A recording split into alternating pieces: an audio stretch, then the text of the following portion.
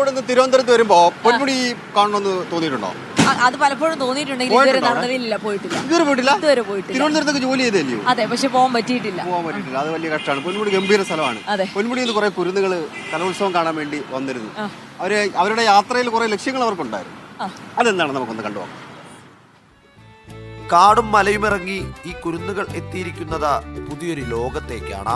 Estate വളപ്പിനുള്ളിൽ ഇത്രനാളും കണ്ടതൊന്നുമല്ല ലോകമെന്ന് അവർ അത്ഭുതത്തോടെ തിരിച്ചറിയുകയാണ്.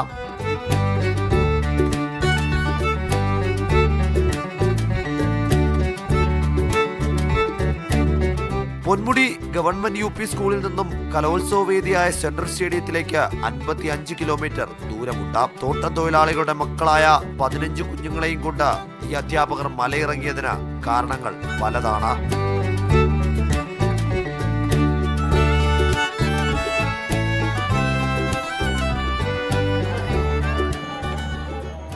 അവിടെ ഒറ്റപ്പെട്ട് കഴിയുന്ന കുട്ടികളാണ്. പുറം ലോകമായിട്ട് അവർക്ക് അധികം ബന്ധമില്ല. അപ്പോൾ നമ്മുടെ സംസ്ഥാന കലോത്സവം തിരുവനന്തപുരത്ത് വെച്ച് നടത്തുമ്പോൾ അവരെ കൊണ്ടുവന്ന് കാണിക്കണമെന്ന് തോന്നി, അങ്ങനെയാണ് കൊണ്ടുവന്നത്. വന്യമൃഗങ്ങളിൽ നിന്ന് പിള്ളേരെ കാക്കണം, സ്കൂളിന്റെ ഭൂമി വീണ്ടെടുക്കണം. ഇത് രണ്ടും മന്ത്രിയെ ബോധിപ്പിക്കണം. സ്കൂളിൽ ചുറ്റുമതിലില്ലാത്തതാണ് ഞങ്ങളുടെ ഏക പ്രശ്നം.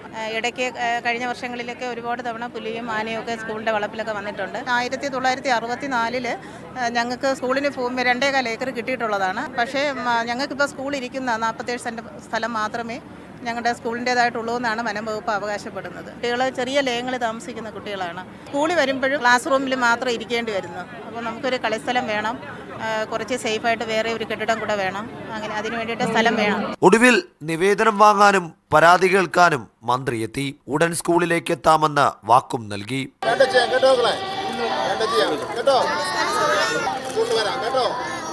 പാട്ടുപാടിയും താളം തുള്ളിയും ചിറകില്ലാതെ പറക്കുകയാണ് കലോത്സവ വേദിയിൽ ഈ പൈതങ്ങൾ.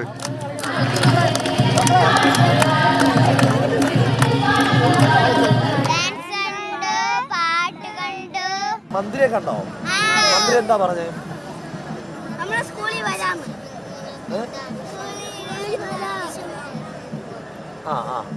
അപ്പോ ഈ കലോത്സവത്തിന് പങ്കെടുക്കണമെന്നൊക്കെ ഉണ്ടോ? എന്തൊക്കെ അറിയാം? നമ്മളെന്തൊക്കെ ചെയ്യും?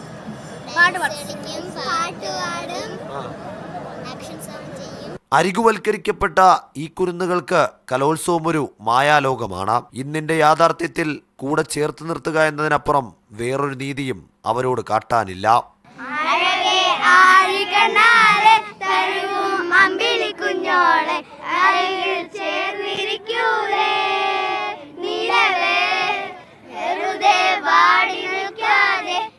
ആദ്യമായി കലോത്സവം കാണുന്നതിന്റെ ആകാംക്ഷയുണ്ട്.